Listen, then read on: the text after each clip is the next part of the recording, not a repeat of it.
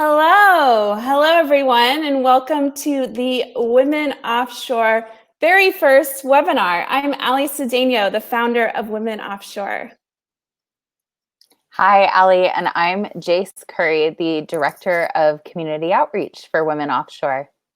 We are so excited for today, not just because it's our very first webinar, but because of what today means. Today is the Day of the Seafarer.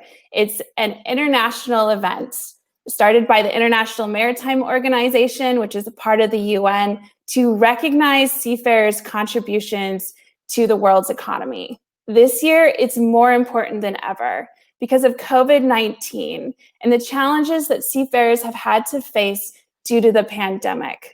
It's meant that seafarers have been stuck at sea or stuck at home waiting to go to work, worried about their next paycheck. We are here to recognize seafarers, and we need your help in doing that. It's so important to get the word out to the general public about what seafarers do and why their jobs are important.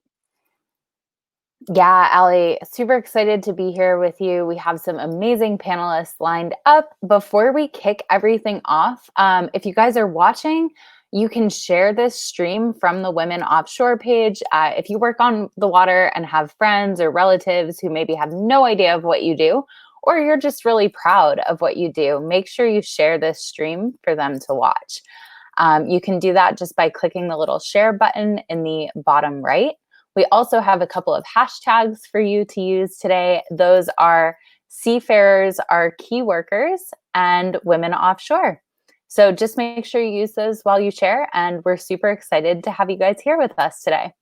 Yes, we are so excited. So for the next 2 hours, you're going to hear from several people. First, it's going to be Helen Buni. So she is the Principal Program Assistant of the Technical Cooperation Division at IMO. Basically, she oversees some of the women's events and women's organizations of IMO and is trying to reduce the gender gap on the water worldwide.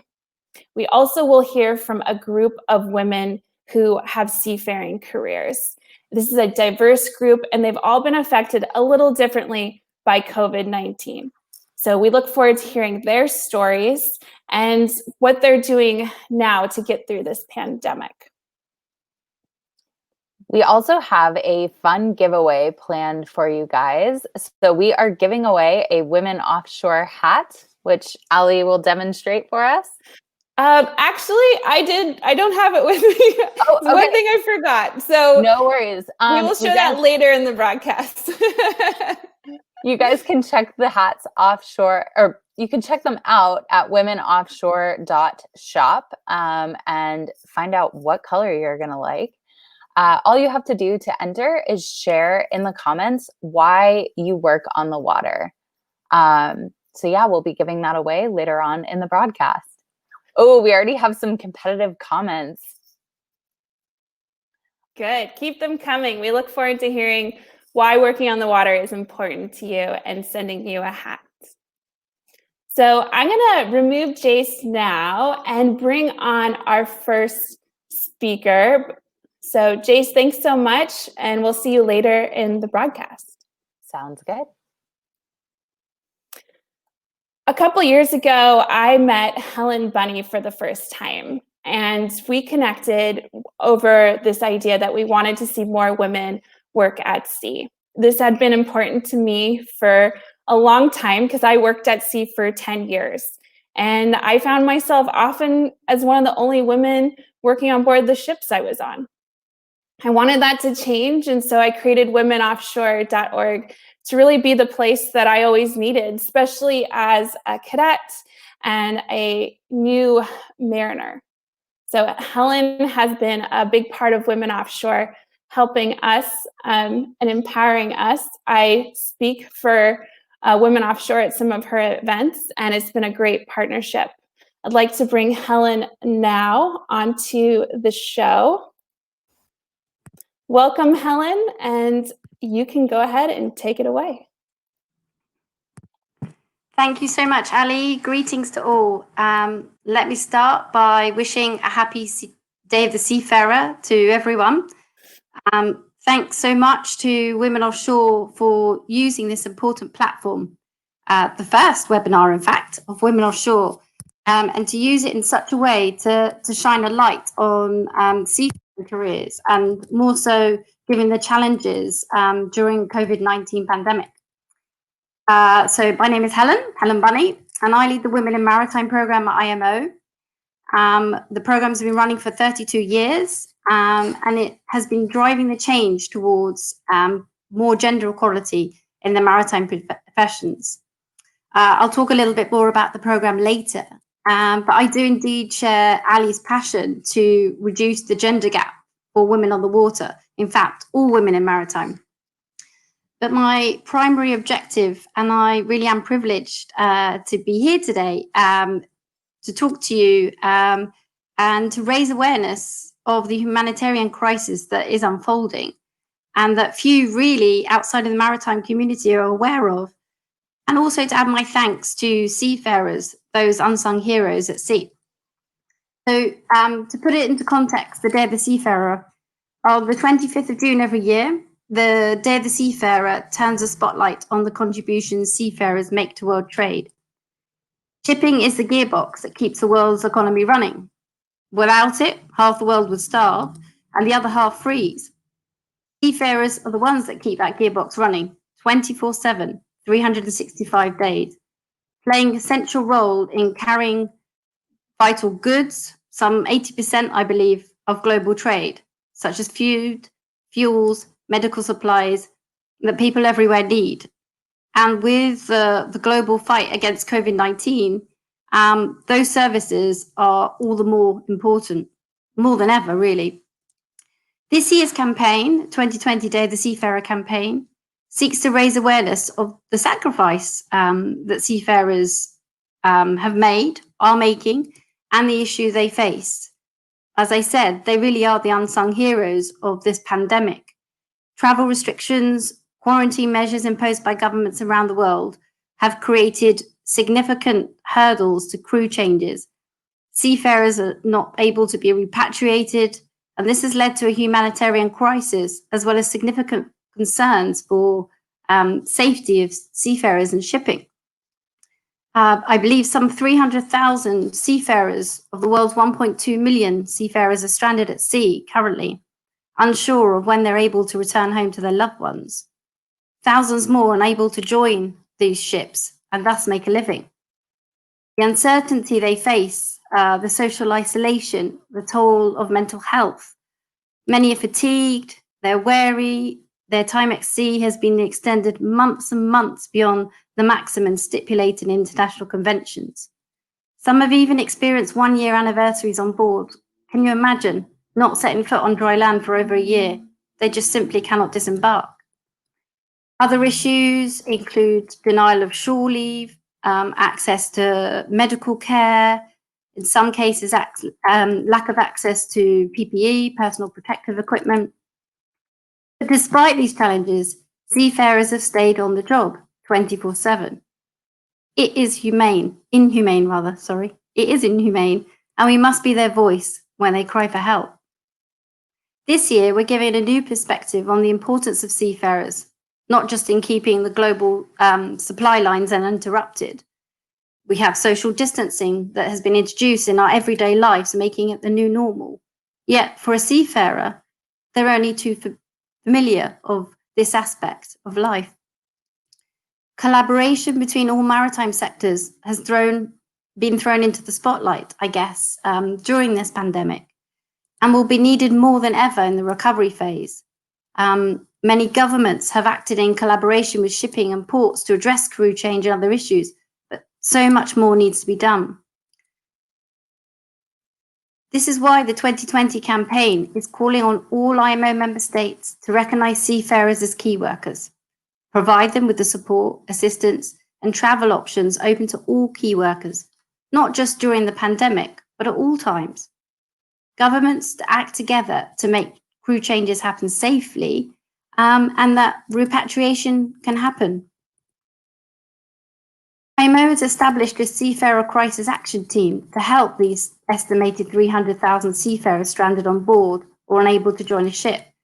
working with member states, trade unions, UN agencies, shipping industry representatives, all working together to find solutions to the issues faced by seafarers during the pandemic.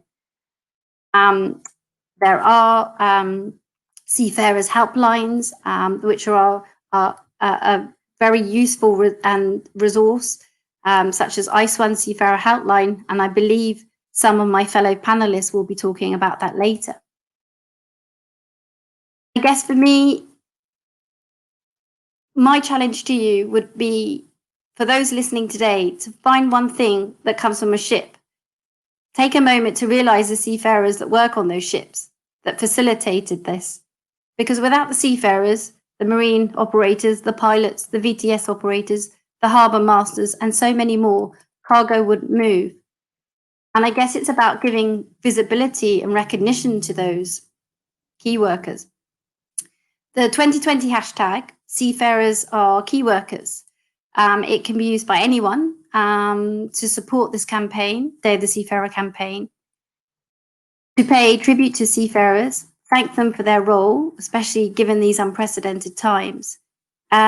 Seafarers themselves can use it to showcase how their position, as they really are the front line of this global crisis. Shipping companies and port organizations are also invited to show their appreciation for seafarers. On this Day of the Seafarer, but also every day really, let's provide seafarers the support, assistance, recognition and visibility, because they make sacrifices that make our lives more comfortable and really do deserve thanks and support for being on the front line. Thank you.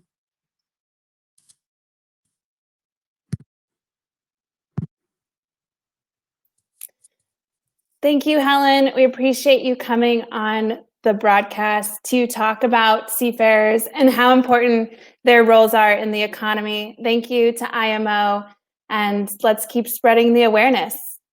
I'd like to bring on our panelists next. So first up, Karynn Marchal, Elizabeth Marami, Angela Bueno, and Camilla Westergaard. So thank you, ladies, so much for being here to share your stories. Let's go ahead and get started. Can you please start out by sharing who you are and how you started in the maritime industry?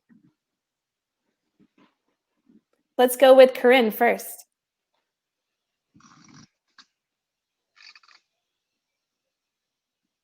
Maybe we lost Karynn. Liz, can you go next? You go? Oh, sure. Yes, definitely. So as you all have heard, my name is Elizabeth Marami, and I'm the founder of Against the Tide, which is a digital storytelling platform with the essential vision of creating awareness, advocating for SDG 5, and also to inspire other female seafarers.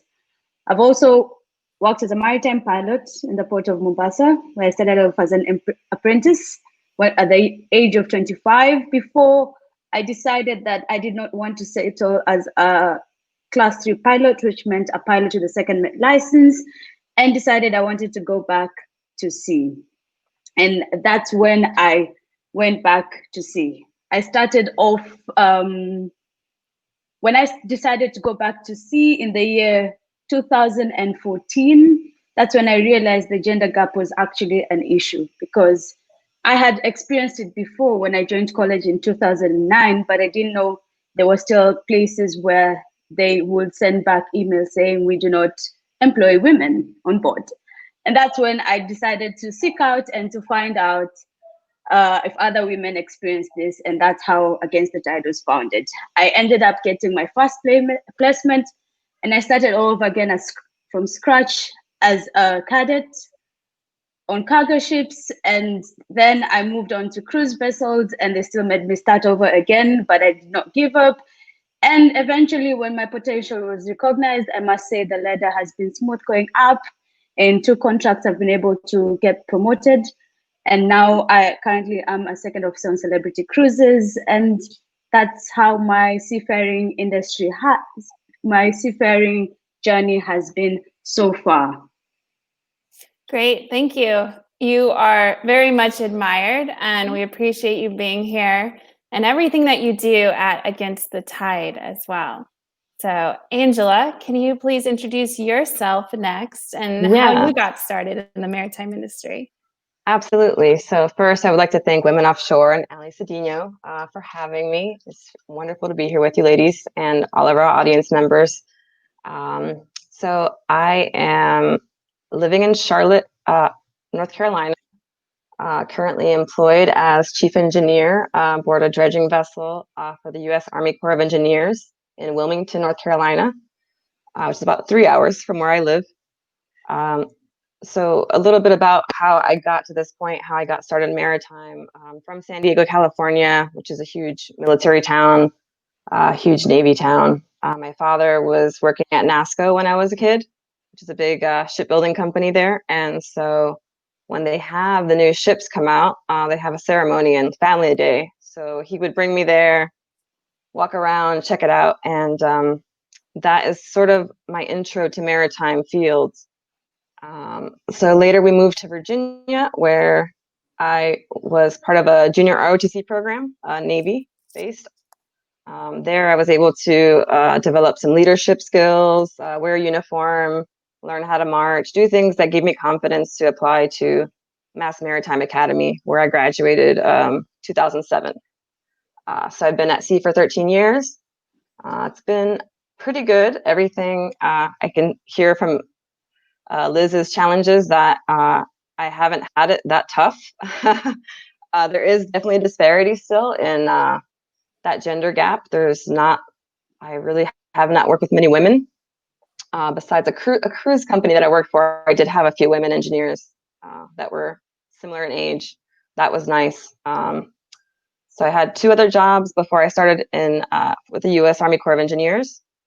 I started with the U.S. Army Corps of Engineers in Louisiana, New Orleans, on the dredge Wheeler.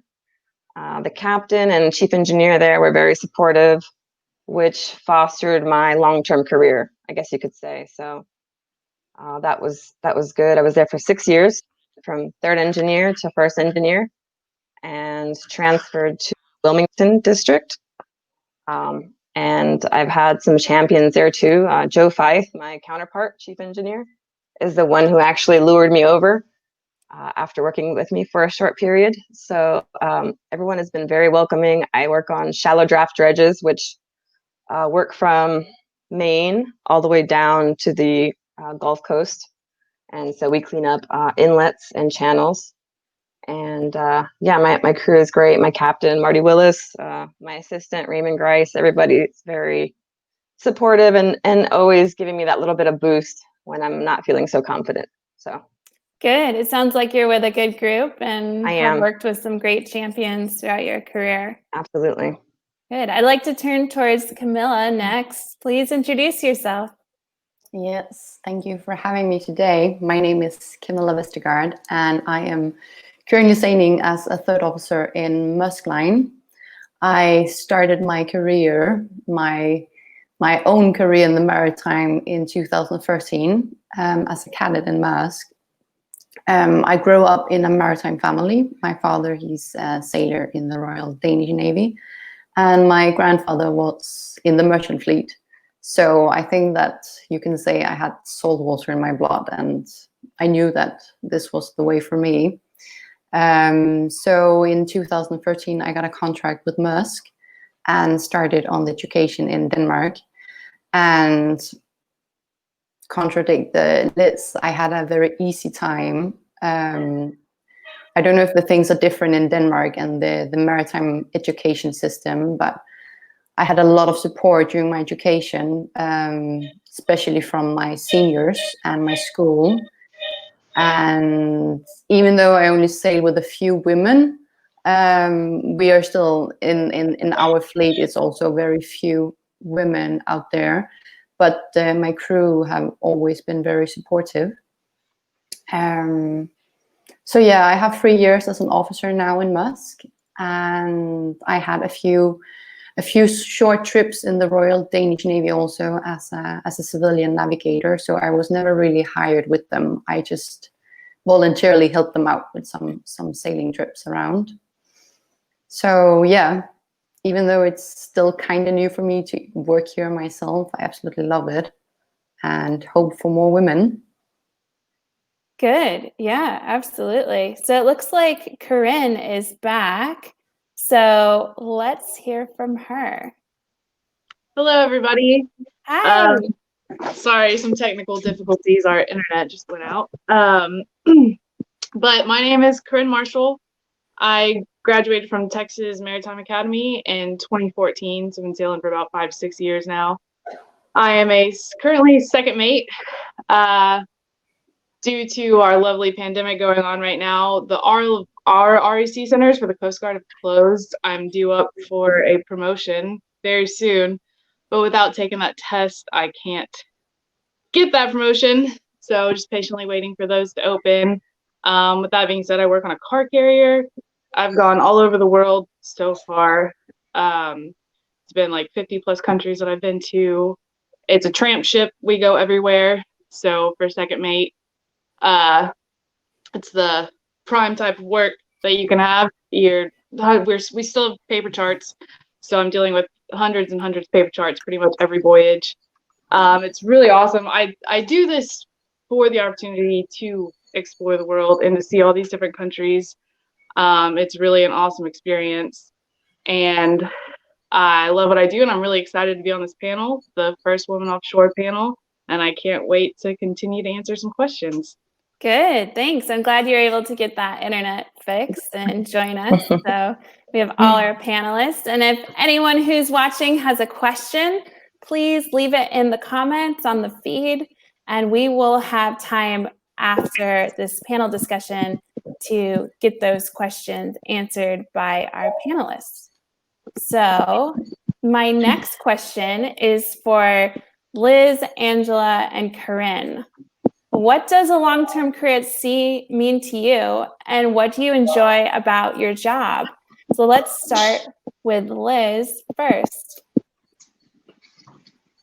Well, a long-term career for me personally is to eventually get command of the largest ships that I've been able to sail on. I've been able to do 2 new builds and very large capacity vessels. And for me, I feel like to be able to get into command will not be a personal achievement per se, but an achievement for the women who come after me. Because I believe when in leadership, you're able to implement the change because you have been through it and you know it from your bonds, the change that is required. So if you have that space, you're able to implement the change. So for me, I look at my long-term career as a seafarer, as someone who eventually is able to be part of the people who close the gender gap by being able to implement the right policies and to be able to create awareness, whether it's through social media, whether it's through digital storytelling platforms. For me, I feel like I do not want any other woman who will come after me to go through this, whereby 10 years from today we'll be addressing a gender gap again. So that's me. Yeah, absolutely. It's so important. And I love that our platforms are doing everything that we can to empower the next generation. So next, Angela, can you share what a long-term career at sea means to you? Yes. So to me, it's just constant learning. So for those of you that may be looking for a long-term career in maritime, when you go to school and you get your training, that is just the beginning. They teach you the basics about how things work. They often do not teach you about troubleshooting or personal relationships on board. So just always be open and be ready to learn every day that you're at sea, because something new is always breaking. And when you think you have something figured out, something else goes, it takes your attention to something else. So constant learning, always a student, ask questions. That is something that I think is very persistent in a long-term career at sea. Just always be ready to learn new things and grow as a person. Absolutely, that growth, it never ends when you're a seafarer. All right, so Karynn, you've been still having some internet problems, it looks like, but you're back now, which is awesome. So can you share for us, what does a long-term career at sea mean to you, and what do you enjoy about your job? Oh. Karynn, we can't hear you. How about now? Can you hear me? Yes, now we can hear you. Okay. Sorry about that. Long-term career at sea for me, I've always been somebody, I have big goals, but I like to focus on my smaller goals. So as of right now, my next goal that I focus on is Chief Mate Unlimited. That's a goal for me. And then once I get there, I'll then readjust my goals and make my next goal. But moral of the story, I want to go all the way. Chief Mate Unlimited, I want to sail master, and then who knows from there. But I really just can't see myself doing anything else that's not working on the water. This whole coming home, like I just got off the ship recently, and it's like feeling trapped once you get home because I'm so used to an open ocean, and I really just can't see myself doing anything different. Even though it gets tough and it kind of wears you down, all the stuff that pages like Women Offshore we're fighting for, bringing awareness to kind of stuff that we deal with. It does wear you down and it gets tiring, but I always have to take a minute and think about the things that I do enjoy, and the fact that I am young and I've traveled the whole world, sailed around the globe. I've seen really incredible places, and I get so much time off. And when I'm like really having a hard time at nighttime, no moon out, I'm on that midnight to 4 watch, and the night sky is, I don't know if I could ever get rid of that view. And every time I'm having a hard time, I just take a moment out on the bridge wing. I see that and I remind myself why I'm out here. The freedom and that every day is something different. Every single day is something different. I have not had the same day since I started. It's always something new, maybe something new you have to figure out, something new you have to fix, you have to solve. And I think it also brings a lot of joy when you do fix and solve whatever problem you get hit with, because it's a new problem every day. So for me, that's it. I don't really see myself doing anything but going to sea for a really long time. So that's a long-term career for me. And there's a lot of it that I still love, minus all the stuff that we have to deal with, but that's with every job as well. So that's it for me. Yeah, absolutely. It's a fantastic career to have, and I agree that night sky is just amazing, and it can definitely get your spirits back up after a hard day. So let's go to the next question. This one is for Angela and Camilla. What is a lesson learned that you can share with our audience? Let's start with Angela first. Okay, so a lesson that I would like to share with the audience is always double check things double check. Sounds wrong to say double check, but until you gain the trust of the people who work with you and learn their skills and abilities, and there is that rapport and trust between your shipmates, you should always double check things and make sure that they're the way they're supposed to be until you can develop that rapport and trust between your teammates.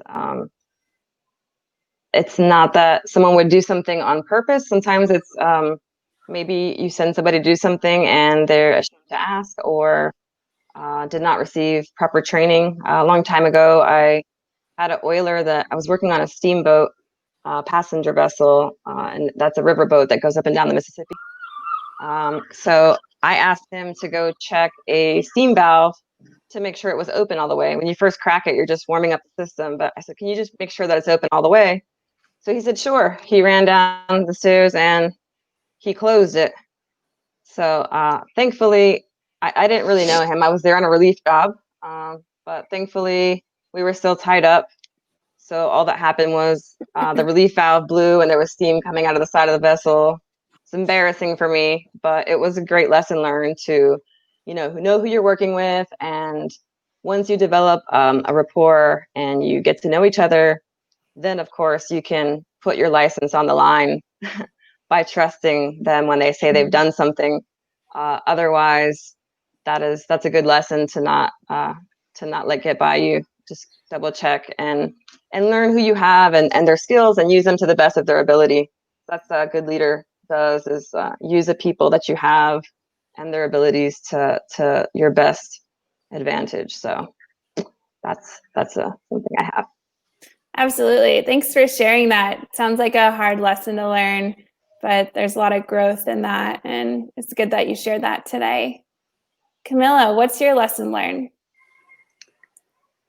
I think my lesson learned, and that's probably a little in the light of this pandemic that we are in, is that, and it's a little like Angela also said about trust, that when we are out there and we are so far away from everyone, we still need someone to talk with.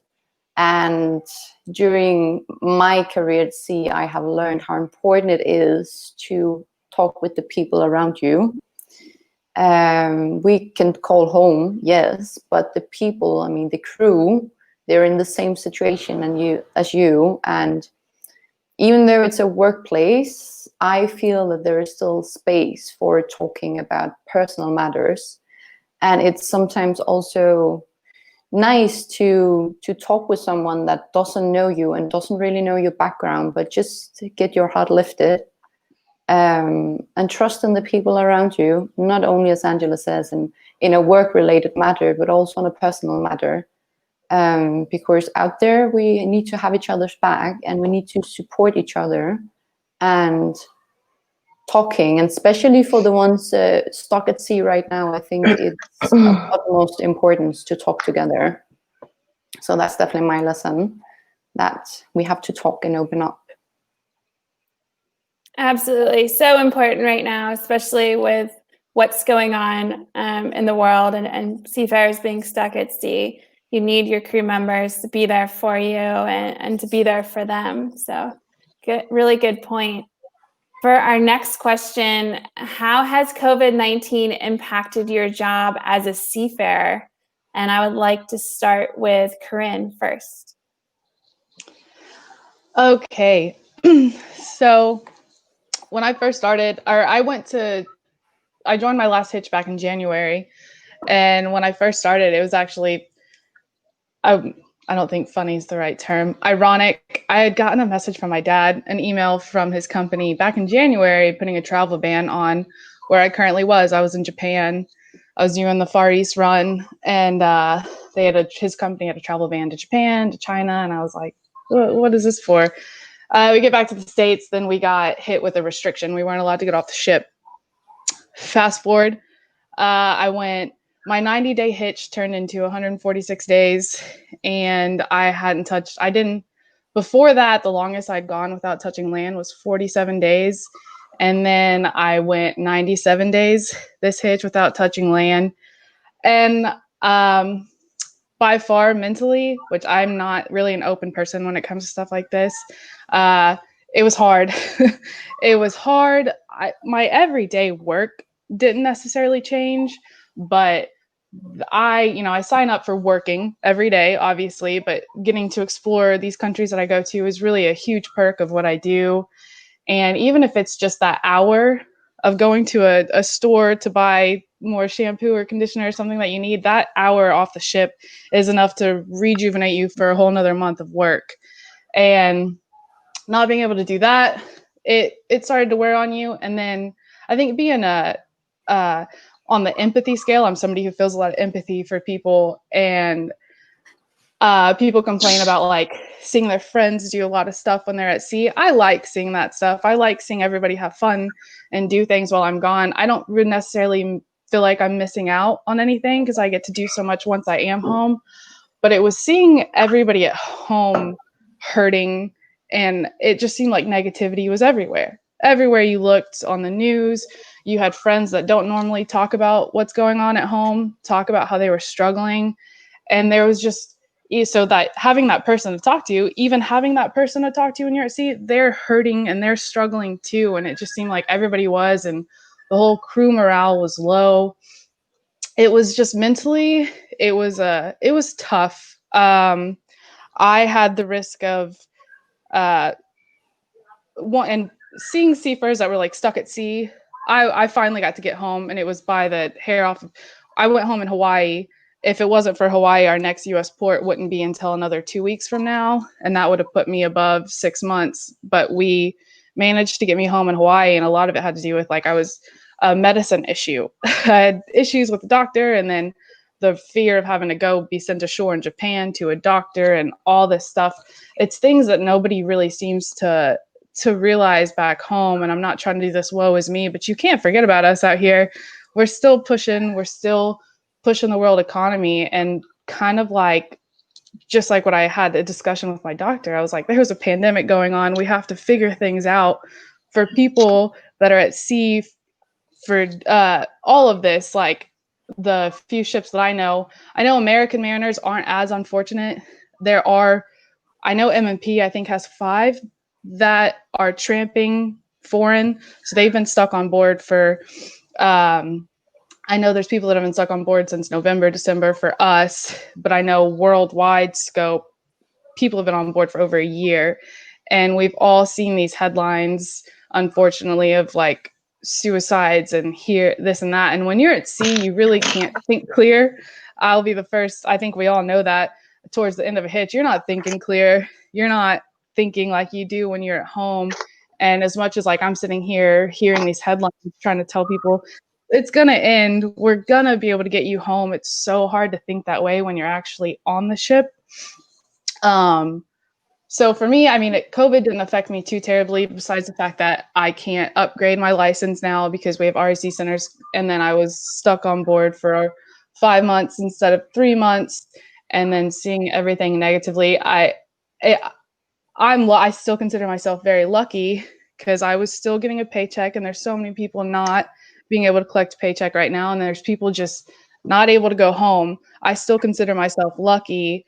But just because I was lucky, it doesn't mean we can't forget about the people that are still stuck at sea right now. So for me, that's how COVID has affected me mostly. Yeah, thanks for sharing that, Karynn.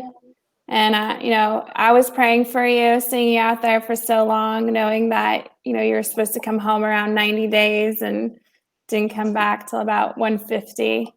So I'm glad you made it and you're able to get home safely. Next, Camilla, can you share your experience being at sea during COVID? Yes, I can. I was on board Maastricht Maersk at that time, and we were unlucky to be in China on a shipyard when the COVID-19 hit in China. And in January, China locked down and left us stuck in the yard. We were supposed to leave in the beginning of February, but even though the work on the yard continued, they were short on manpower because of the COVID-19, and we could not get provisions and spare parts and equipment for the ship and the whole project. It was just, everything got delayed. I think in that moment, it was difficult for us that was on board, that we were not allowed to go ashore, but every day we had to face 100 or 200 Chinese workers coming on board our ship to finish the work. And that's also why I realized how important it is to have some people around you that you can talk with and that you can get some support from, because we got out in March, and that was really good, but it was a tough period in the beginning in the yard. And when we finally got out of the yard, we I don't know if you can say we had a moment of freedom. We felt really good being back at sea and away from China, and we didn't know what the plan for the ship at that time was. It was a container vessel, so we were actually just waiting for a route. And when they finally put us in service, the rest of the world locked down. And again, we were left on board without any possibility to go home. So as Karynn, my contract got extended. Also, I was on board for 5.5 months, and I normally do 3 months. So it's a difficult situation right now in our industry, and I think it's already been mentioned that it's not only the ones at sea that has a hard time. We also have to think at all the sailors at home that cannot get to work and cannot get paid and support the families and pay the bills and all that. And yeah, it's a difficult situation, and I'm home at this moment and don't know when I will be going back. But yeah, we'll go back soon to relieve whoever needs to be relieved. There is still people in our company who is out there, and some of them have been there for almost a year now, and it's just not okay. So yeah, I think that's my experience with this. Thanks, Camilla, and I hope that you'll be able to go back to your ship soon, and that during this time you'll be able to enjoy the time that you do have off the ship. Definitely.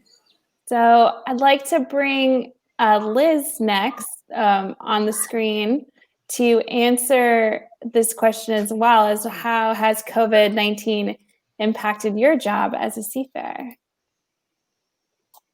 Well, in January, I think I was still on board, and I'm no longer in the cargo industry, so I'm now fully in the cruise industry.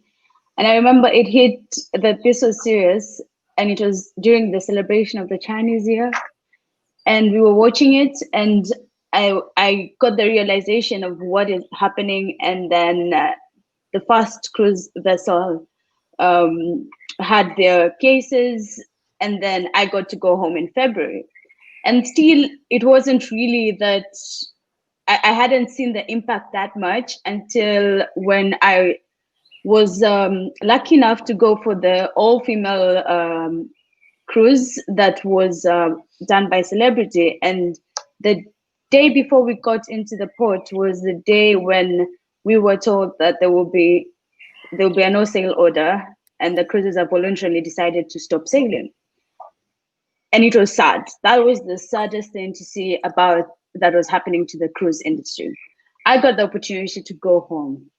And even though I'm not able to go back, and there's the unknown of where the next paycheck will come, when the next paycheck will come or where it will come from, I like to say my heart just goes out to those at sea. Having worked at sea, your colleagues become your family. Your colleagues are, you're stuck with these people for so long, and to see them being at sea way over their contracts, when they should have been at home with their families, and the fact that they are not being recognized as essential workers, these are the unsung heroes for me. And they're the ones that are actually keeping the supply chain intact, those who are on the cargo vessels, and those even who are in the cruise industry. We see that they're still manning the ships at anchorage, but to spend over 12 months on board and to see their mental health deteriorate to the extent of suicide, I think that's the most heartbreaking thing the seafaring industry has experienced. And for me, this should be a wake-up call that we need to create more awareness, because people don't know that as they sit at home now and enjoy the necessity and enjoy the luxury of online shopping, it's a seafarer that's stuck at sea that enabled that. So for me, I feel it has just given me like Karynn said, if I'm not wrong, she's very empathetic, and so am I. And I think it has just gotten me in a place where I'm very angry that people don't know that what is happening behind the sea. And I feel like it has made me want to speak out and to raise awareness to each and everyone around me, everyone that has been able to follow me, because these people at sea need us more than I think I need to go back to sea personally.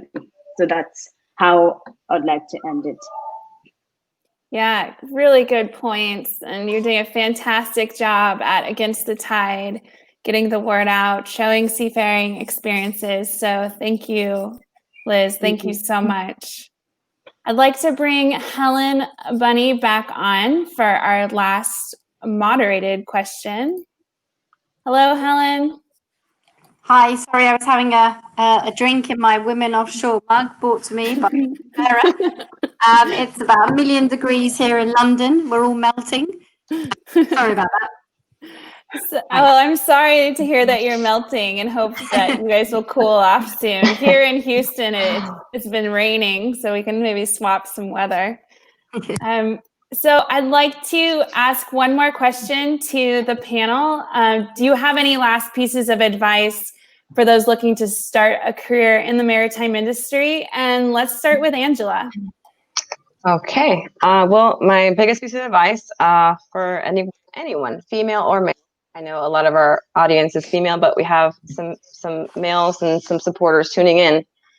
So for people that are thinking about a career in maritime, confidence, I would say, is the biggest thing that enables you to go to sea and continue to go to sea. Sometimes that confidence is not innate. Build it, and the way you do that is by putting yourself in challenging positions and situations and coming through and realizing that you can do it. Sometimes it takes leaders that you work with to give you those opportunities to prove yourself and build that confidence. But that's very important part of going to sea, because if you don't feel like you can do it, if you don't believe in yourself, no one else is going to believe in you, if that makes sense. And I missed a little bit of one of the questions where it asked about Ali asked about what you enjoy about going to sea, so I'll tie that into this. For anyone that's looking to go to sea, the sunsets that you see, the sunrises that you see, the camaraderie with your crew, all of that makes going to sea worth it. Yeah, absolutely. Absolutely. So next, Camilla, please answer what advice you have for someone wanting to get into the maritime industry. I will do my best. I think it's important. It's a little like Angela said. I think it's important that you believe in yourself. I know that the maritime industry it's a very closed industry. Even though it's one of the biggest in the world, it's a very closed industry. And although standing outside, they don't know that much about it and how it actually is to enter the industry. And it doesn't matter if you are a woman or man. There's room for everyone, and everyone can do it. And yeah, believe in yourself. And I think one thing I've also learned is the network, that if you find some fellow seafarers, I guess you can say, to support you or to give you advice, mentor programs or similar like that, older students on the different academies, it will only help you on your way, also when you finish. Yeah, for sure. Thank you for sharing that. And next is Liz. So for me, I feel like I may have had it, I've definitely had it rougher when it comes to this industry. And I feel that I echo the same sentiments for all, not just women, but African seafarers, because they have not been able to be given the same opportunity. And once they have been, they've outrightly proved that I'm living proof that it's possible to get there. So I'll just be honest that it has not been easy for me, but things have changed. Things are changing. The glass ceilings have been shattered. And so if you're joining this industry, I will just tell you, if you are particularly coming from a space like I am, where opportunities are very hard to come by. It's important to be passion driven. You just need to have to focus on your eyes on the prize, because there are going to be so many setbacks. But if you give up now, then you give up for the next generation. That has always been my ideology of how to succeed in this industry for me, especially with the setbacks that I have been going through. And for the women who are at sea, something else I learned is to create a network, or rather friends. And this I mean internet friends, because sometimes you feel like you're alone, but we have digital platforms like Against the Tide. We have digital platforms like Women Offshore, like Sea Sisters. And here you're able to find women who have been in the industry long enough to be able to advise you, to encourage you, and to guide you, because it is true that at times you may feel suffocated, especially when you find yourself alone, because we are still heavily male dominated in a heavily male dominated industry. So it's important that we continue holding each other's hands and to be able to get to the finish line together with no one being left behind. So join this career being passion driven, work hard, don't let anyone tell you anything less, that you cannot achieve it. You can do anything. That's all I can say. Good. Yeah, they can do anything. And there are a lot of resources out there to help people along the way. The last person to speak about advice for getting into the maritime industry is Helen. Helen, from your perspective, working for IMO, what advice do you have for those looking to start a career in the maritime industry? From where I'm sat, from my own personal perspective, listening to the fellow panelists about a career at sea, the challenges, the rewards, the night sky, the sunsets, the sunrises, sounds marvelous. But the social isolation is tough, coupled with the many other challenges.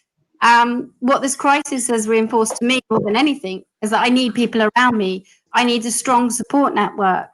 And that's what we have to ensure that any woman in maritime has. They seek out mentorship platforms. They join the many fantastic networks that are available to them and utilize those resources. 12 months ago, we were having conversations around the Day of the Seafarer. The campaign was centered around everyone to get on board with gender equality. We can't afford to take a step back from that. We've got to keep the conversation being focused on your competencies and not about your gender. I guess this crisis has shown not just the challenges, but with challenges come rewards. It showcased phenomenal women leaders we have that have great leadership skills and have led their respective countries during the pandemic and set really high standards for how to respond to a crisis. We know that research shows that women are disproportionately affected in a pandemic with job losses, childcare, mental distress. And they have been disproportionately affected since this pandemic began. We've heard stories of women seafarers showing great resilience. And I would encourage all to, as I said, seek out mentorship platforms such as Women Offshore, to join networks of support, to know that you're not alone. It is just everything. A piece of advice for those starting the maritime industry, just go for it. Jump on board, challenge those stereotypes, those age-old stereotypes. Digitalization, new technology. I think there's never been a better nor more exciting time to work in the maritime industry. What do we need to do that? We need to make sure that people are aware, girls and boys in their school, through their schooling life, about a career in maritime, that will give greater visibility for women in the sector. Not only will it bring more diverse problem solving, but also help with recruitment shortages. We have brave women in the industry. Through our Women in Maritime program, we've been profiling some of the recipients of our program. And for me, I'm in a very privileged position to not only act as their voice, but to call a lot of those my friends. They've really supported me in my career, and for that, I'm very grateful. And for people, not just within the maritime community, not just to recognise seafarers and the important contribution, but also the undervalued contribution of women to the sector. So yeah, go for it. Good. Thanks so much, Helen. And thank you all for answering these questions. I believe Karynn has one more thing to say. Yeah, so just one thing to say, how important I think what y'all had addressed earlier, these platforms are: Women Offshore, Against the Tide, Sea Sisters. I just made me think of when I was stuck out there, I had a good handful of people that I was actually talking to on a daily basis that I've never met before, on Instagram and whatever. I've met them all through Women Offshore, Sea Sisters, and Against the Tide and platforms like that, who are doing the same thing I'm doing. I don't have them on board because for the whole 140 something days, I was the only female on board, but I had them to talk to you. If they're going through the exact same thing. There's nothing better than being able to talk about your problems to somebody who's going through the exact same thing that you're going through. And so that camaraderie along with your crew, I had a fantastic crew. I was very lucky to have a really great crew. But having these girls that I've met from these pages and these platforms to be able to talk to and get help from has been, I think, huge. So people getting into the industry, being a part of Women Offshore, Sea Sisters, Against the Tide, and all of the other ones out there, and building your network that way, I think is extremely important for helping get through and navigating your way through this industry. Good point, Karynn. So important to have that network, and you'll grow through that network and help each other out. And had a very similar experience. Looking back at my career, I wasn't always proud of what I did. I didn't feel very connected, and wondered, would I have a long-term career at sea? And when I started putting Women Offshore together and profiling women, I was just so proud of women's careers and what we're accomplishing on the water. And I found that pride in my own career as well, and just fell in love with what I do. So it's really important to be surrounded by that support and positivity with like-minded people. And being in this industry, I say how, working on a ship, it's very isolating, whether you're a man or a woman. It doesn't matter what your gender is, but when you're a female and you're out there, sometimes it can feel like you're the only one on board, or really the only one in the industry, because you're so isolated.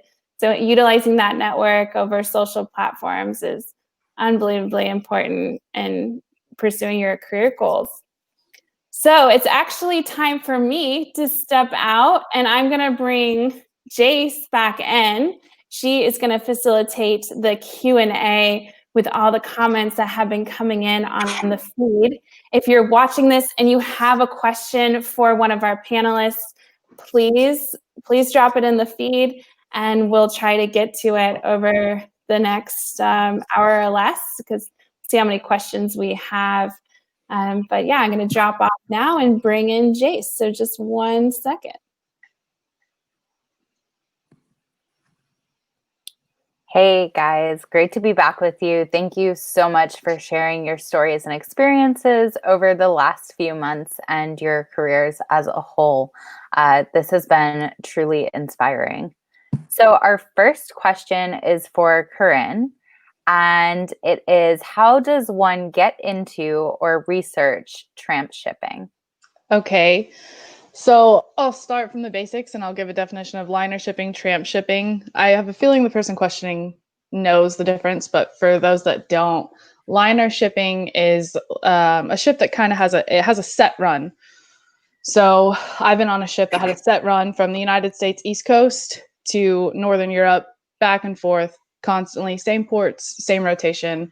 I'm on a tramp ship, which means we're just waiting for the next contract. The contract could take us anywhere. It could be I'm on a car carrier, so they could need cars picked up from Australia and taken somewhere, or picked up from Thailand, taken to Australia. I was just on a run that picked up commercial cars from Japan and took them to the West Coast, and then we picked up military from the West Coast and took them to our bases over there in the Far East. So that's the main difference between tramp and liner. And how to get into them, overall, I don't have an answer for that. But for me personally, I'm with a union, and this ship that I'm currently a permanent employee for, it's a tramp ship. We have 4 of them, and all 4 of the ships just kind of go all over the world. So it just depends, I think, on the ship that you get. If the ship is on a tramp contract and they're going all over the world, then you want to try to, whatever you can do in your ability to get on that ship, that's the ship you want to go for, versus liner services. Do you want more of a consistent contract and schedule, you would go for liner. So for wherever you're trying to work from or get a ship from, that's the research. You just need to maybe look up their schedules, or if you know somebody that knows where these ships are going, if it's a ship that goes all over the world. I've had a blast with it so far. I really enjoy tramp shipping. I enjoy the opportunities that I've gotten from it. I enjoy having something different every day. So that's the information that I have on tramp shipping. Thank you. Yeah, that's great. And thank you for going into the differences as well for those watching who may not be aware. All right, our next question for the panel is advice on how to deal with unsupportive officers, particularly those from countries where gender inequality is still prevalent. And I have Liz up first for this question. So unfortunately, or fortunately, I wouldn't say unfortunately that I've faced that so many times. I would say fortunately, because what doesn't break you just makes you stronger. So for me, what I would advise you is, I used to be told this and I used to think it was a joke. I used to think someone was making a joke out of it, but they would tell me they are actually feeling threatened by you there. And I used to not really believe them. And then the chief officer, who was always supporting me, told me, you have to up your game. You have to have the knowledge so that you don't end up second guessing yourself. So I would advise you is ignore the background noise, but use the manuals. Having an unsupportive officer is someone who is not going to show you the right way. But if you find your way through the manual and you read it, you are definitely one step ahead of them. I've been surrounded with officers where who all speak one native language and I don't, so I'm always left out. But by always reading the manuals, I'll always take them by surprise that I know how to do what it is. And to be honest, I believe the officers who have stayed longer at sea, the male officers who have stayed longer at sea, especially the captains, they really don't care much about the nitty-gritties of the fights in between officers. They want the job done, and they're going to see that you're doing the job.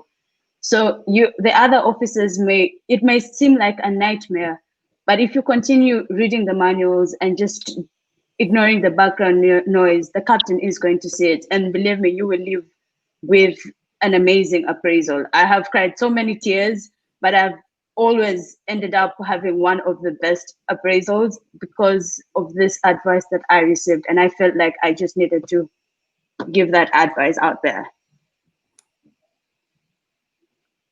Excellent. Thank you for that. Camilla, can you weigh in on this as well? Yes, I can. I'll agree with Liz that the unsupportive officers, it's tough on you, and especially when you are new in this industry. But I mean, don't lose hope on yourself and be strong. And I say with a lot of good officers, but I've also had a few very, very bad officers that had a huge influence on me. Yes, you can say that there's a difference on the cultures and where people are from, but I've had experiences with the Saudi Arabia and Russia and very different places on the world where the view on women is very different from where I come from. And I remember that first time, especially in Saudi Arabia, where they see women as nothing. And the first time we were in port, the authorities that came on board wouldn't even shake my hand. They wouldn't even look at me because I was a woman. And what I did was that I didn't show my vulnerability. I remained strong, and I did my work, and I spoke to them as normal. I didn't bother. Again, a little as let's just ignore them because they're not better than you. Maybe they think they are, but you have to be the better person. And it's extremely hard, and especially if you're the only woman out there. But yeah, be strong and keep going, and get into a network where you have someone that can help you, and maybe been in the same situation, because we're not alone. We have to remember that. Yeah, thank you for that, Camilla. That's great advice. And I know from my personal experience, I worked a lot in the Gulf of Mexico, and I've seen it there as well. But what both of you ladies said, like, your work speaks for itself most times. And if that's not enough, then there's nothing else really that you can do other than just kind of staying strong and bearing with it. So that being said, our next question is for Karynn. And it is, what advice would you give a female high school graduate about going into the maritime field? And what advice would you give the workforce to promote the maritime field? Okay, so kind of circling back to pages like this, workforces coming into working with pages like Women Offshore, like Angela, I know you said your company has shared what we're doing right now, and other places that have also started to work with Women Offshore on this type of stuff, I think is huge. Me as a high school student, I didn't know anything about this, absolutely nothing. How I fell into this is a story in itself, but I knew nothing. And it was kind of a rude awakening, a big wake-up call. I couldn't have told you that it was, maybe common sense. I could have told you it was a male-dominated industry, but going into it, I had no idea, nothing about it. So like my local high school that I grew up with, career days. I think career days are very important. So for in America, I think if maybe the unions started going to high school career days, or just public independent companies themselves started showing up at career days, because I can tell you I never saw a single maritime anything at a career day when I was in high school. I think that's super important, especially being that I grew up, the Houston Ship Channel is my backyard, and I didn't know anything about this industry. I find that incredible that I was so clueless about this whole world when my backyard is the Houston Ship Channel. So I think career fairs are super important. And then again, once you kind of get the win and you do your research and you can get into Women Offshore, if you're somebody who's from high school and you don't know anything, feel free to reach out. Allie has this the fantastic mentor program. There's somebody that has no idea how many times she's sent me an email saying, hey, Karynn, there's this person who has questions about this. I've got her CC'd. Feel free to shoot her. That's how you do this. You reach out and you connect people with mentorship programs and pages like this. And if I had this information at my fingertips when I started, it would have been a whole other world. So I think it's what we're doing now, I think, is a good start. And I think career days are very important for kids in high school, and companies should really start focusing on going to career days. Like I said, I never saw any maritime company at my career days. So. Yeah.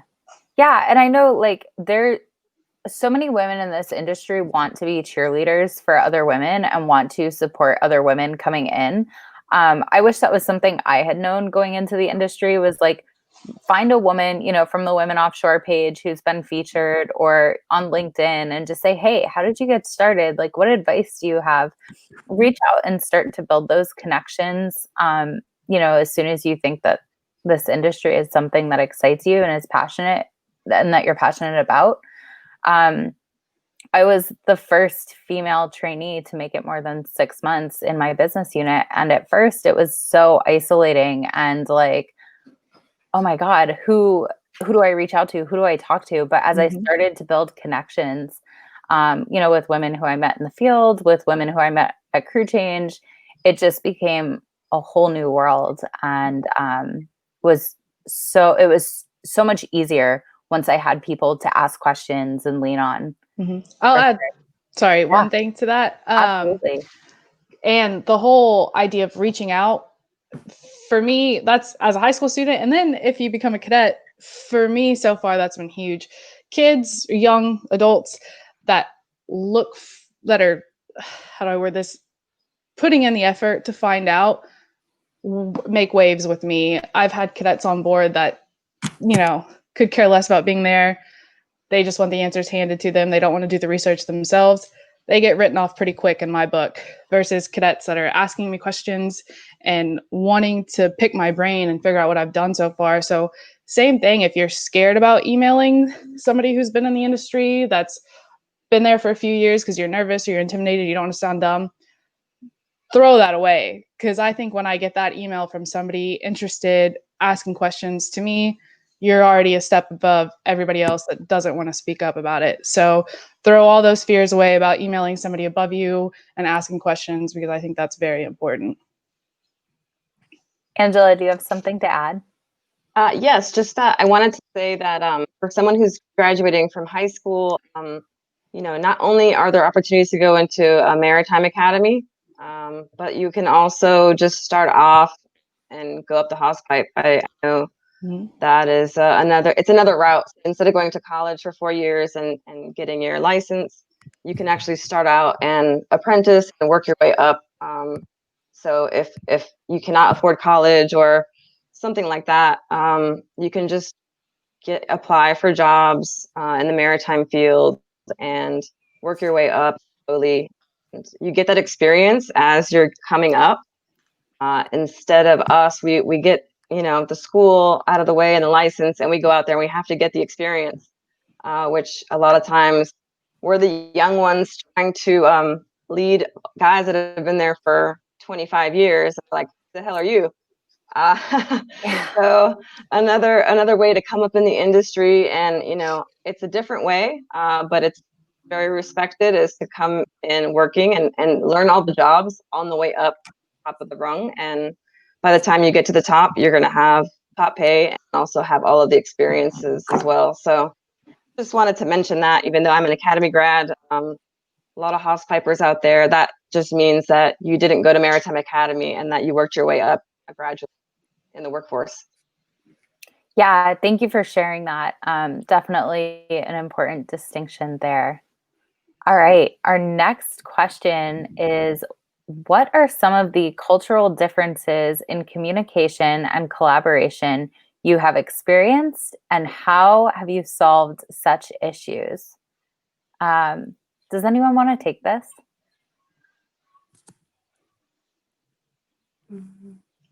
I can take it. Thank you, Liz.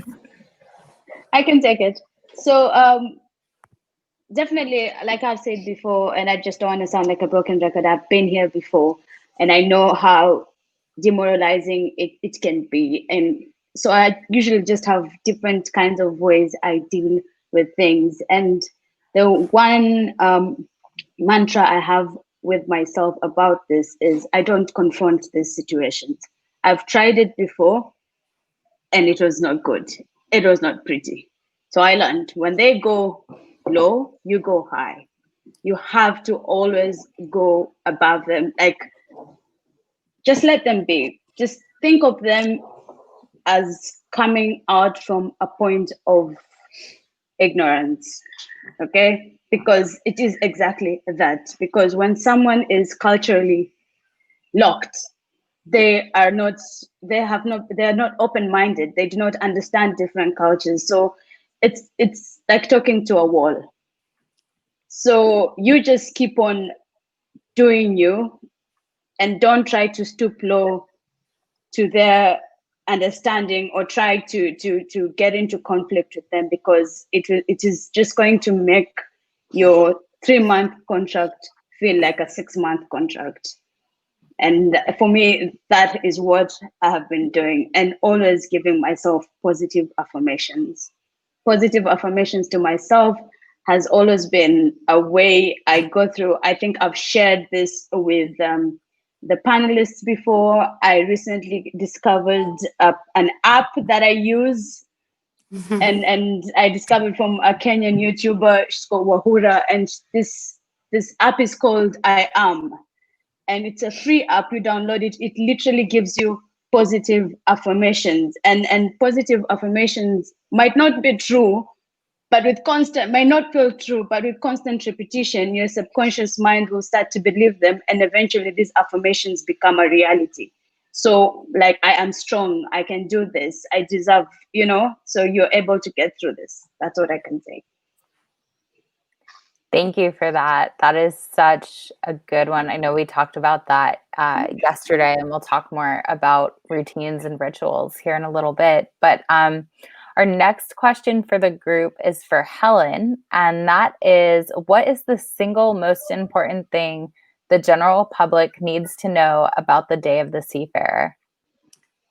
Oh, that's a good question. That we have a day to recognize seafarers who are responsible for, I guess, bringing 80% of our goods. There's been so much in the news about other sectors such as aviation, and very little is talked about maritime. Yet it's so important, and the Day of the Seafarer has now been going for 10 years. I was heavily involved, very much so, in last year's campaign because it was directly linked to our gender program. And of course, you can look at this year's campaign through the gender lens. I guess for me, I've just been so affected by the human element of this. Some of the stories being shared on social media, and this we are in unprecedented times, and this humanitarian crisis is unfolding, and yet you talk to people and they're so unaware, and that's something that we all need to. It's our responsibility to give a voice to this, to give a voice to those seafarers, and to lend our support to ensure that all governments recognise seafarers as key workers and help get those seafarers home. So I guess there isn't one single most important thing. I guess to really appreciate where our goods come from. This can of Coke. Ooh, I don't know if you can see it on my screen. Shameless plug for Diet Coke. And, it's cooled me down, but you don't really, I guess there's that lack of awareness of maritime, of the whole industry and the importance in terms of carrying our goods. And that's something that we use not just this day, but every day to support those that are making the sacrifices, I guess. Yeah, thank you for that. And again, if you guys are watching and you work in the industry, you want to share this with someone who doesn't, make sure you just press the little share button at the bottom right of the screen and use hashtag seafarers are key workers and hashtag women offshore. We certainly love the ability that we've had today to help bring some awareness to the general public about what is currently going on at sea. And, some of the struggles that our seafarers are currently facing. So the next question is for Camilla. What advice do you have for mariners that are stuck on board their vessels in regards to mental health? Does anyone have any self-care routines or exercises that seafarers can do with limited resources? Some of the things that I did when I was out there, I did yoga, not on a daily basis, unfortunately, but as much as possible. And then I meditated 15 minutes per day. And I never really been good at meditation. And I probably always thought that it was a little weird. I couldn't sit still for so long. But there's a lot of good apps that can help you, and just just to get that peace and to just shut off your mind for a moment. I mean, you can do it 5 minutes or half an hour if you want to, but just to get that peace, it really did wonders for me. And another thing that I normally did was when I had time for it, and if the chief cook allows me, I would go to the galley to cake a bake or bake a cake, or I would do some cooking or something like that, because that's what I do at home, and I always miss that when I'm at sea. So yeah, and exercise, keep yourself going and do something else than your work. Yeah. And those are all such small things, but I'm sure made a huge difference as far as your mental health while you were on board. Really. And yeah, it kept my mind busy, and it kept my mind away from this constant frustration and worry that the seafarers, they have in this moment. And yeah, I think that's important. Thank you for sharing that.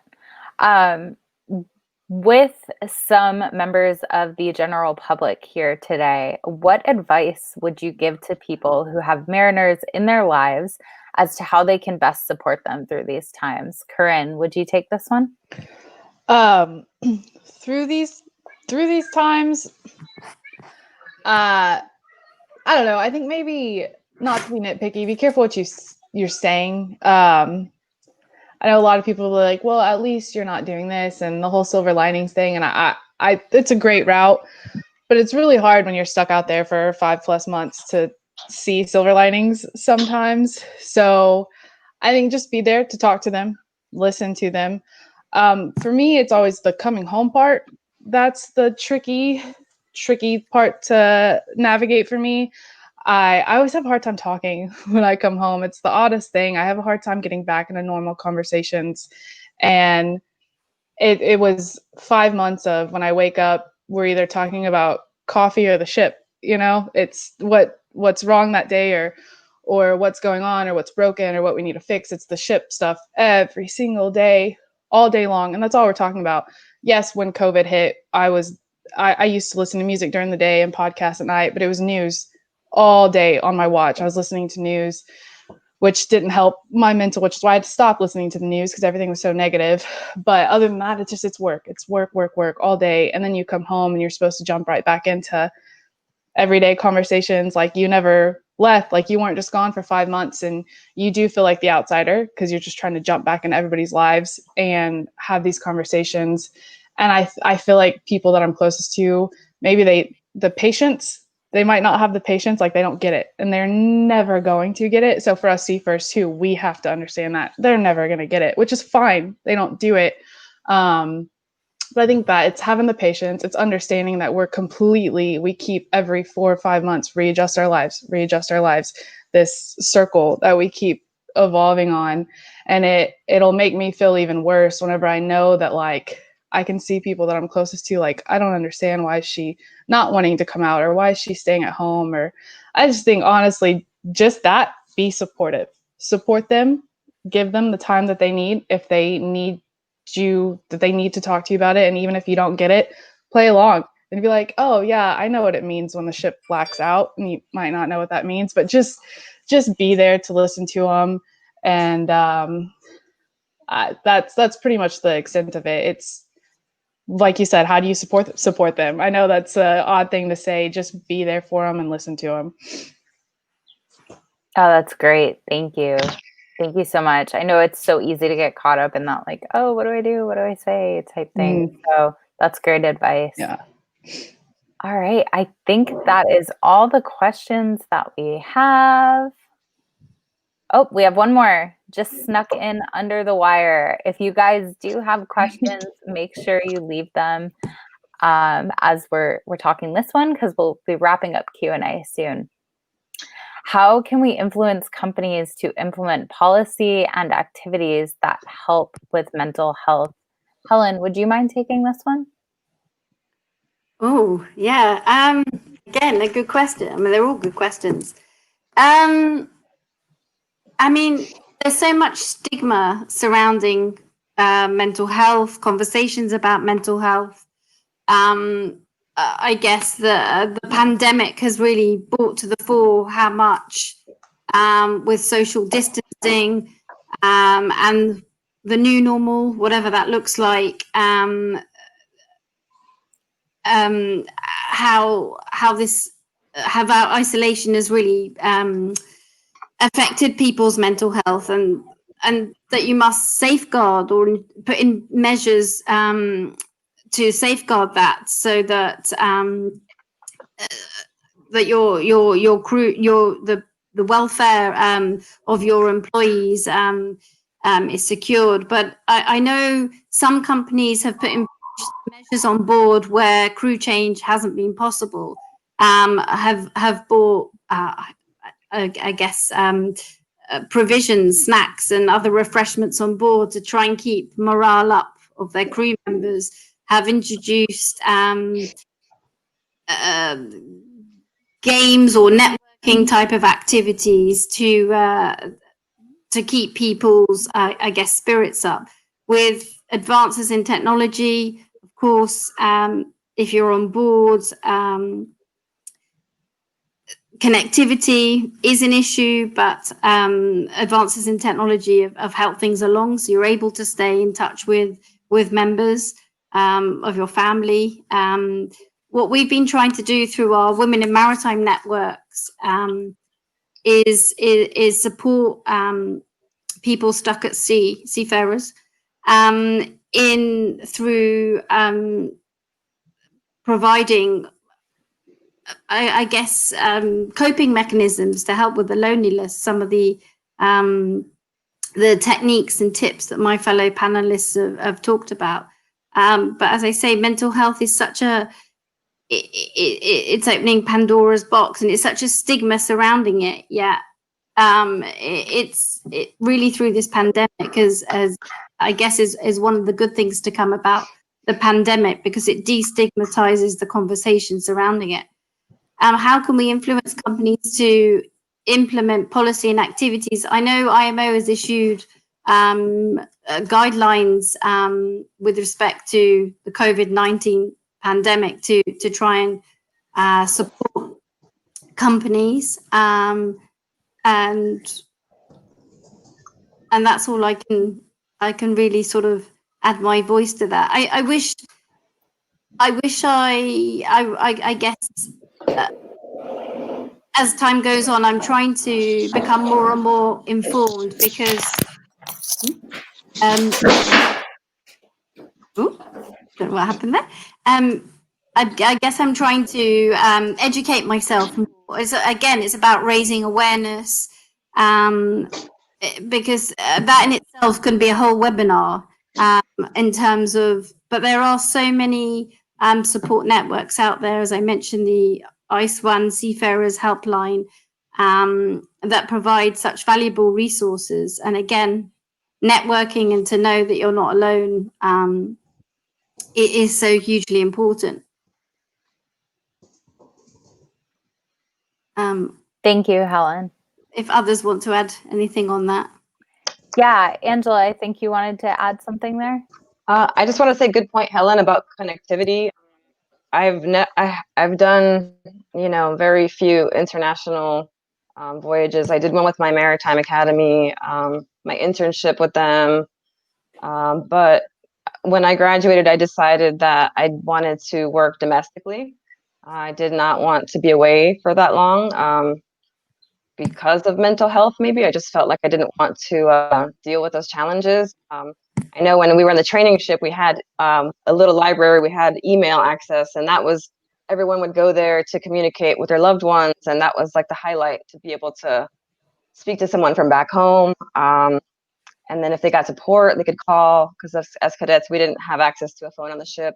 Now there's a lot better connectivity, obviously, but still some areas where you're just not going to get to talk to your people. So that takes away. But also, just to where I wanted to say, if you do not want to travel internationally, if you do not want to do long hitches, which is your schedule, you can work domestically. That's what I ended up doing. I found jobs that were 4 weeks, 3 weeks. I was 4 weeks on, 4 weeks off on a cruise boat that was domestic. It was used to be called American Steamship Company, or no, it was Majestic American Lines. Now they changed it. And that was 4 weeks on, 4 weeks off, where you're sailing from New Orleans all the way up to Red Wing, Minnesota, taking passengers up and down. What else? Obviously the offshore, like where you work, Jace, 3 weeks on, 3 weeks off in the Gulf of Mexico. You can stay domestic there and still have a pretty good work-life balance. And then obviously U.S. Army Corps of Engineers. I've been employed with them for, 11 years now. My first dredge with them was in New Orleans. That was 2 weeks on, 2 weeks off. Most of the places we dredged, we did have cell phone service, but we did get down pretty far into the Gulf where we would lose it, mostly in our dump runs. So everyone's walking around outside trying to find some cell phone service. But I just did want to highlight that, and now I'm actually on an 8 and 6 schedule. So 8 days on, 6 days off, which is ridiculous. Most mariners don't have that luxury, but it does exist. So if you look for it, you can find jobs where you have more time even at home, and the pay is still great. The benefits are great, and you have a lot of time at home to do what you want to do. So you just have to travel more frequently, obviously, but I just wanted to make people aware that you don't have to be at sea for 3 or 4 months to make a career of this. You can work domestically and still make a good living and be part of this maritime field. Yeah, that's a great point. In terms of just pure offshore work and not from a project team standpoint, my longest hitch was 6 weeks, and that was just because I was trying to catch a rig move. Other than that, I typically worked 14 and 14, 21 and 21. So that's a great point, Angela. Thank you. Let's see, our next question. Does the group have plans to reach out to maritime academies and universities to sensitize women on the challenges out there at sea and how to overcome them? Yes. So we have a women offshore mentoring program, and that is the cadets can join there to be matched with a mentor who has industry experience. Our founder, Ali, also goes to the academies to speak and provide support to female cadets. But, with this organization being online as well, there's tons of resources on our website, womenoffshore.org, and within our Facebook community for female seafarers. And so these are the conversations that we want to have, and we want to provide support for female cadets. So the resources certainly are there, even if for a cadet who's at an academy overseas, where we may not be traveling just yet. There's definitely resources online, in the Women Offshore Facebook and Instagram pages, as well as our website as well. We also hope to do more webinars like these. So Ali will talk a little bit more about that at the end here. Let's see, we did have another question. I think this lockdown will give them a little idea of how one feels at sea. You see the same people for months and in a very small space, also trying to stay safe on a ship. So I know Karynn had something she wanted to say for this. Yeah, just a small something. Talking about how earlier I stated I'm not like an open person on how my mental state's going or personal or feelings or anything like that. I couldn't help but slightly chuckle during all this and seeing people back home and losing their minds. 3 weeks has gone by and they haven't left their room and they haven't been able to go get their favorite meal or their favorite. And it's just kind of a small welcome. Welcome to our world. But with that being said, we also signed up for this. We signed up to be isolated for a long time, and there are people out there that desperately need that social interaction. I'm not one of them. I need some, but I'm not somebody that needs it all the time. But there are people that do, and so I'm not trying to be like, oh, whoa, but you know what I mean. It was just a little taste of it, like a conversation with my mom when all this was going on, and we stateside, couldn't get off the ship though. And so I talked to her and she was like, this whole just not having anything to look forward to at the end of the day is what's driving me crazy. And I was like, yeah, it can be a little tough, can't it? So for everybody can get a small idea of what we're going through, this quarantining that everybody had to do that I not completely, but mostly missed out on. That's a little bit of it. We're going to work, we're going to our room, we're not going out to eat, we're not getting to go margaritas or something like that they're doing now. We're just working. So that's a small idea. And whatever, kind of the same thing, whatever you guys did to stay sane, we're trying to navigate the same things. We're trying to figure out how to stay sane out there. Little things of, I try not to look at my phone the first 30 minutes when I wake up, because, just do little stuff like that. That's kind of what I wanted to hit on that whole little lockdown, quarantining versus being at sea type situation. Yeah, thanks for that. I guess at sea, like the biggest things you have to look forward to most of the time is like a PR in the gym or something really awesome in the galley. Yep. Yeah. Angela knew where I was going with that one. Yeah, poker on Sundays. That's what I look forward to. So, all right. I don't see any more questions. Thank you, everyone, for asking questions. And thank you so much to all of our panelists. Thank you. I think Thank Ellie you. is going to join us. Yes, thank you all so much for being on here and for sharing your experiences. And thank you to everyone who left comments as well. We are going to wrap it up and move to our very last part where we do the giveaway. And just need to get Jace back on the stream, and Camilla, we're getting rid of you. So so this is the end, and I was able to find the Women Offshore hats that I have. So we do want to announce the giveaway. We asked the question, what does a career at sea mean to you? And I say you answered it for us. So you shared how it was a big part of your life since childhood. So thank you for that. And we will send you a Women Offshore hat when this all gets done. Thank you. Additionally, please feel free to share the webinar, and we will put it on YouTube later. You'll be able to access it at womenoffshore.org. And we will put it on all of our platforms for more people to watch. And you can tell your friends about it. Please do. Perfect. All right. We do have one final piece of news for you guys. Recently, Women Offshore has opened up our very own Women Offshore shop. So you can find it on our website, womenoffshore.org or womenoffshore.shop. You can get super cool swag like this tank that I'm wearing. The hat, we have all sorts of amazing gear for female seafarers and just the people who enjoy supporting them. So would love it if you check out our shop. We actually have a discount code that we have organized for people who are attending the webinar today. So the code is webinar, and Ali, I believe it'll save you 15%.